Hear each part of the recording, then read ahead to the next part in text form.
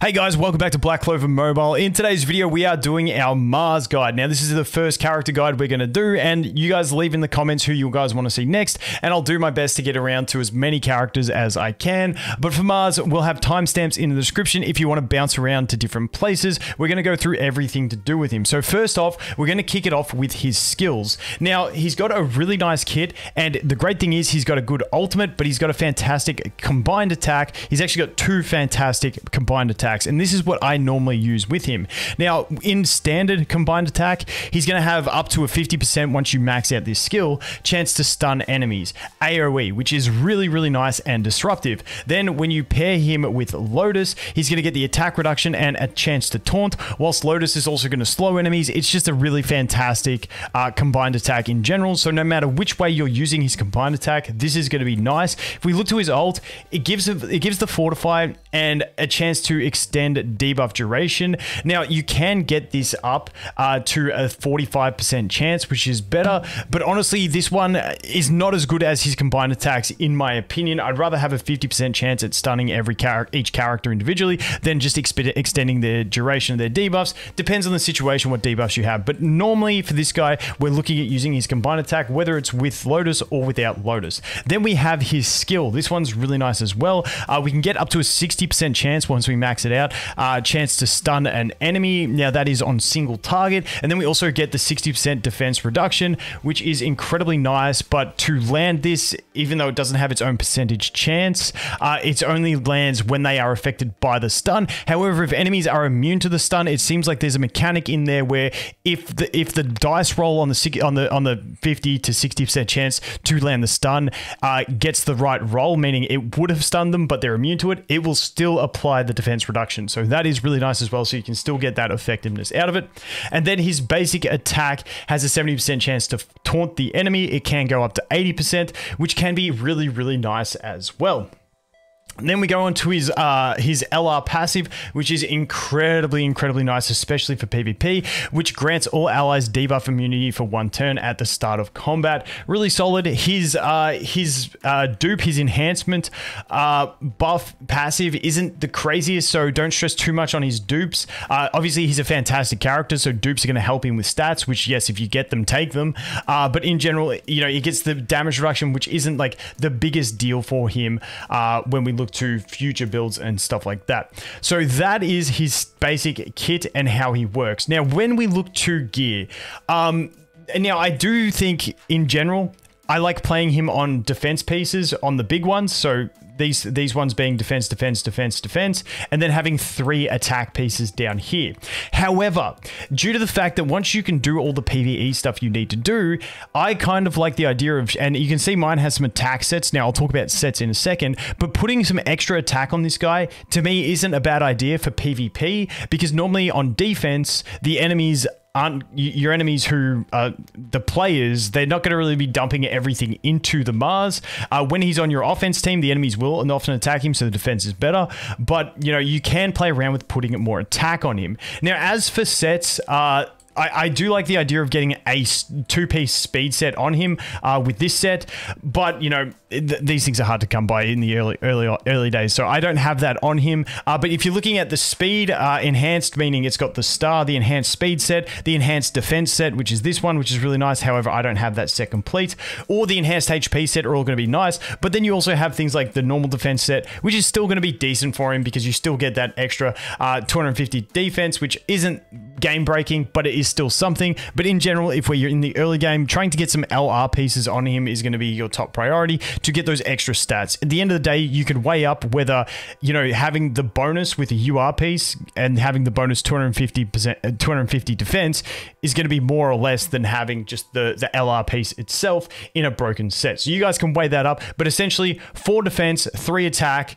on speed, defense, HP sets is kind of optimal, but then you can mix it around with whatever in those early stages when you're trying to fill out your team. Now let's take a look at skill pages. So his signature skill page is going to be fantastic. It adds a increased defense buff for 2 turns to his basic attack, which is really nice just to be basically free extra mitigation, and it also grants 4% fortify upon taking damage, stacking up to 4 times. So it can offer him a lot of damage mitigation in there. Now, if you don't have that one as another SSR option, we have this one, which gives 40% increased defense, which is really nice for his stats in general. Outside of that one, we do have a few SR ones when we look to something like over here, where you can get 20% chance to inflict 5% attack reduction upon being taking damage. Honestly, I don't like this one too much. I actually like the SR one more if we go down all the way here to this one over here, which is going to give you the extra max HP and defense percent, which you can go ahead and use this one, because that does actually, once you get dupes, which it's an R, so easy to get dupes, you can actually get this one up to 30% defense, which isn't too bad at all in my opinion. So that is like another really good free-to-play option if you're looking for it, if you don't have any of the SSR options. Next up, when we look at his enhanced, like I mentioned earlier, if we go ahead and we view the levels, the passive that he unlocks is going to be some damage reduction, and then we go up to here, it's going to be 10% damage reduction, but you don't really need these things. Like I said before, he is a good character, so having these are nice, but they're not the most necessary thing for him to work. He doesn't get like a game-breaking effect out of them. Next up, we're going to look at his talents. Now, his talents are pretty fixed. If we go ahead and look at, there are some fluctuations actually. If we look at this one, I just go damage dealt and attack. The other options being increased crit rate, which you only really get 2.5% in PvP. That does go up in PvE, but it's not really crazy. We've got crit damage as well, which you don't really build him for crit. You know, we get attacks after dealing damage up, and then we got magic attacks. So I think these two are just a safe one, not the most important one for him. If we go on to the defensive tree, I like getting the defense plus 20%, and then you can choose your option. In PvE, this one's better. In general, I like putting this one on. You get 4% defense and 2% crit res each wave. Now, in PvP and stuff, you only get 1 wave, but it's a guaranteed stat, because the other one you have here is grants debuff immunity for 1 turn when HP is equal to 35% or lower. Now, this is situationally good, so I do think there will be situations in which this is better, but the general splashable ones that I do are these two, and then like I said, later on you can unlock this, and maybe you get some use out of it. The others, we got crit resistance upon being attacked by a boss, so this is boss specific, so I don't really want to get into that. And then we got some max HP. Like I said, I really like the defense on him, and this one is guaranteed stats, whereas this one has situational usage. So those are the ones that I would be looking at. Then as we go into the supportive tree, like I mentioned, how we don't really use his ult too often, so he's never going to get to the point where he can take advantage of this extra SP, because when you use your combined attack, you're only using 6 instead of the 8, so you never go below that 2 to activate this effect. So this one is out of the question. So the ones I like going for is damage resistance, because obviously that helps him, and a 20% chance to reduce the skill cooldown by 1 turn at the start of a turn. This means he can use his stun more often if it does proc, which is really nice. So I think those two are a great setup.